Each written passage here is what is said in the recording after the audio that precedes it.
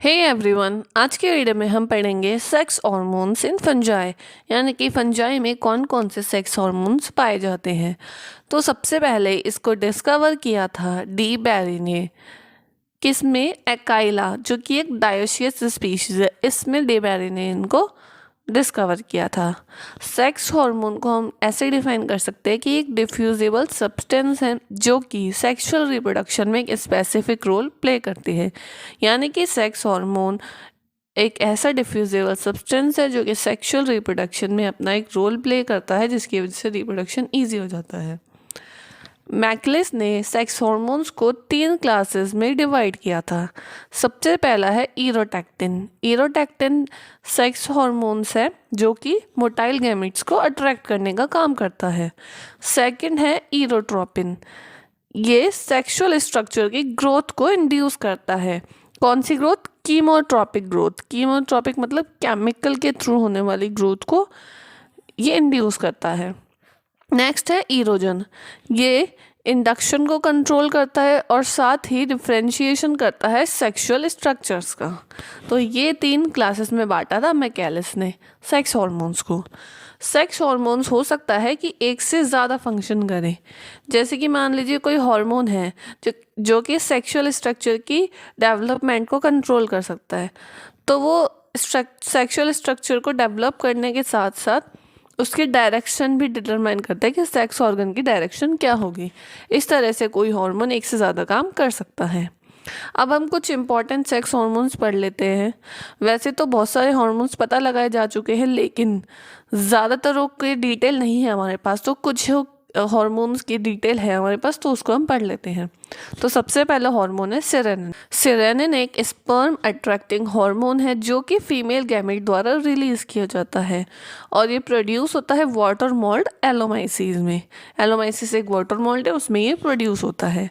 इसका फॉर्मूला है C15H24O2 और इसका मॉलिक्यूलर वेट होता है 236। ये एक ऑक्सीजनेटेड सेक्सक्यूटरपीन है। सेक्सक्यूटरपीन मतलब जिसमें 15 कार्बन होते हैं और ये स्पीशीज स्पेसिफिक होता है, यानी कि किसी स्पेसिफिक स्पीशीज में ही ये पाया जाता है। और इसकी एल और डी फॉर्म दोनों होती है, लेकिन एल फॉर्म जो होती है वो बायोलॉजिकली इफेक्टिव होती है। और ये है सेरेनिन की स्ट्रक्चर। इसमें कार्बन 15 है, H21 है और ऑक्सीजन 2 है। ये दोनों, ये सिंपल से स्ट्रक्चर है। नेक्स्ट हार्मोन है एंथ्रीडायोल एंड उगोनियोल। तो रैपर ने मल्टी हार्मोनल रेगुलेटर सिस्टम को डिमॉन्स्ट्रेट किया था एकाइला में। एकाइला के अंदर मल्टी हार्मोनल रेगुलेटरी सिस्टम पाया जाता है और ये बताया था रैपर ने। तो एंथ्रीडायोल पढ़ लेते हैं, उसके बाद हम उगोनियल पढ़ेंगे। एंथ्रीडायोल एक क्रिस्टलाइन कंपाउंड होता है। इसका केमिकल फार्मूला है C29H42O5 और इसका मॉलिक्यूलर वेट होता है 470। यह हार्मोन मैकमोरिस और बार्क सैडली ने आइसोलेट किया था और इसकी स्ट्रक्चर जो है वो दी थी आर्सेनॉल्ट एट ऑल ने। एंथ्रीडियोल 4 तरीके के रिएक्शन को स्टिम्युलेट करता है। पहली रिएक्शन है कि ये एंथ्रीडियल हाइफे का इनिशिएशन करता है मेल प्लांट के ऊपर, यानी मेल प्लांट के ऊपर एंथ्रीडियल हाइफे कब बनेगा ये एंथ्रीडियोल डिसाइड करता है। दूसरा है ये कीमोट्रॉपिक स्टिमुलेशन करता है एंथ्रीडायल हाइफे का। और तीसरा है ये मेल हाइफे का स्टिमुलेशन करता है किसके लिए? ताकि oogoneal का प्रोडक्शन हो सके। चौथा है डिलेमिएशन ऑफ एंथ्रीडिया, यानी एंथ्रीडिया का ही डिलेमिएशन करता है। इस तरीके से ये 4 रिएक्शन एंथ्रीडियल स्टिमुलेट करता है। नेक्स्ट है oogoneal। तो oogoneal मेल हाइफे द्वारा सिंथेसाइज होता है। अभी हमने बताया था oogoneal के प्रोडक्शन के लिए मेल हाइफे का स्टिमुलेशन करता है, तो ये मेल हाइफे द्वारा सिंथेसाइज होता है एकाइला के। कब? जब एंथ्रीडायोल के प्रेजेंस हो, यानी एंथ्रीडायोल की प्रेजेंस होगी तो ही oogoneal बनेगा। एकाइला के कल्चर फिल्ट्रेट से 2 क्रिस्टलाइन कंपाउंड आइसोलेट किए हैं। किसने? मैकमोरिस ने। और इनका नेम है oogoneal 1 एंड oogoneal 2। oogoneal एक क्रिस्टलाइन स्टेरॉइड है जिसका मॉलिक्यूलर वेट होता है 500 और ये oogoneum के डेवलपमेंट को स्टिमुलेट करता है फीमेल हाइफा के ऊपर, यानी oogoneal फीमेल का होता है, एंथ्रीडायोल मेल का होता है। ये है एंथ्रीडायोल की स्ट्रक्चर। और ये है ऊगोनियल की स्ट्रक्चर। नेक्स्ट है ट्राइस्पोरिक एसिड। इसे ब्लैक स्लिट ट्राइस्पोरा और म्यूकर म्यूसिडो में आइसोलेट किया गया था। ये एक अनसैचुरेटेड हार्मोन है और ये ट्राइमेथाइल साइक्लोहेक्सेन की ऑक्सीजनेटेड फॉर्म है। ये 3 तरीके के होते हैं, ए, बी और सी, यानी trisporic acid A, trisporic acid B and trisporic acid C. तो जो ट्राइस्पोरिक एसिड सी होता है वो सबसे इंपॉर्टेंट रोल प्ले करता है, लगभग 80% यही काम करता है as a sex hormone. Next है ट्राइस्पोरिक एसिड बी, ये केवल 15% एक्टिविटी रखता है, और सबसे कम ट्राइस्पोरिक एसिड ए जो कि 1 से 2% ही एक्टिविटी रखता है। इसका एम्फेरिकल फॉर्मूला होता है C18H26O4 और इसका मॉलिक्यूलर वेट है 306। ये बीटा कैरोटीन से सिंथेसाइज होता है। हेट्रोथैलिक माइसीलियम में ट्राइस्पोरिक एसिड बी और सी ये दोनों मिलकर जाइगोफोर्स का डेवलपमेंट को स्टिमुलेट करते हैं। ये हार्मोन पॉजिटिव स्ट्रेन की माइसीलिया और नेगेटिव स्ट्रेन की माइसीलिया दोनों में ग्रो होता है। कब? जब वो नॉर्मल डिफ्यूजिबल मीडियम में रखे हों। माइनस स्ट्रेन में ये प्रोगैमेटेंजियम को डेवलपमेंट करता है। कौन से माइनस स्ट्रेन के? यानी कि माइनस स्ट्रेन में ये माइनस टाइप के प्रोगैमेटेंजियम को डेवलप करता है और पॉजिटिव टाइप के स्ट्रेन में पॉजिटिव प्रोगैमेटेंजियम को डेवलप करता है। पॉजिटिव और नेगेटिव स्ट्रेन के जाइगोफोर्स एक दूसरे की तरफ अट्रैक्ट होते हैं। किस वजह से? कीमोट्रॉपिक रेस्पॉन्स की वजह से, जो कि एक वॉलेटाइल सब्सटेंस के द्वारा आता है। और ये अट्रैक्ट करने के अलावा ट्राइस्पोरिक एसिड को भी सिंथेसाइज करते हैं दोनों टाइप की स्ट्रेन में, जो कि पॉजिटिव और नेगेटिव है, और ये दोनों आपस में वेट करने वाले होते हैं। तो ये वॉलेटाइल सब्सटेंस ही इनमें कीमोट्रॉपिक रेस्पॉन्स दिलवाता है और साथ ही ट्राइस्पोरिक एसिड का फॉर्मेशन करवाता है। ये है ट्राइस्पोरिक एसिड की स्ट्रक्चर। इसका आप स्क्रीनशॉट ले सकते हैं।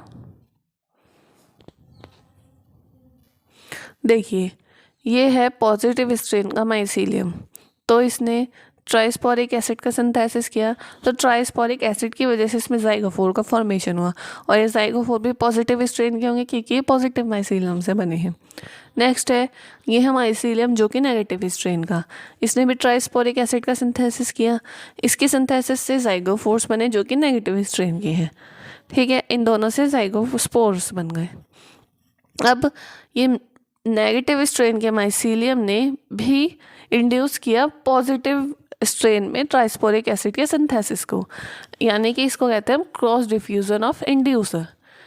इसने नेगेटिव स्ट्रेन ने पॉजिटिव स्ट्रेन को इंड्यूस किया ताकि वो ट्राइस्पोरिक एसिड का सिंथेसिस कर सके, और इसी तरीके से पॉजिटिव स्ट्रेन ने नेगेटिव स्ट्रेन को इंड्यूस किया कि वो ट्राइस्पोरिक एसिड प्रोड्यूस कर सके। इस तरीके से इन्होंने खुद को भी इंड्यूस किया और एक दूसरे को भी इंड्यूस किया।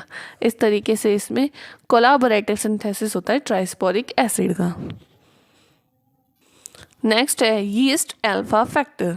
इसको लेवाई ने 1950 में डिस्कवर किया था इन सैकेरोमाइसिस सेरेविसाई में। तो सैकेरोमाइसिस सेरेविसाई में हैप्लॉइड सेल्स होती हैं जिनके 2 मेटिंग टाइप होते हैं, एक होता है ए और एक होता है अल्फा।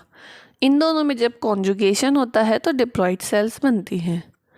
हैप्लॉइड सेल्स जो होती है वो डिफ्यूजिबल केमिकल प्रोड्यूस करती है जो कि कॉपुलेटरी प्रोसेस को इंड्यूस करता है ए सेल्स के द्वारा।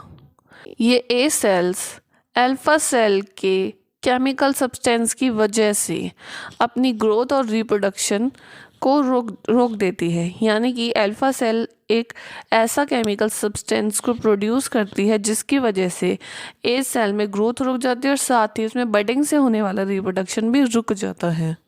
ये ए सेल जो होती है वो स्वेल कर जाती है, इनका साइज बड़ा हो जाता है और ये जायंट सेल बनाती है वेरियस शेप्स की, यानी अलग अलग सेल्स की ये बहुत जायंट सेल्स बनाती हैं।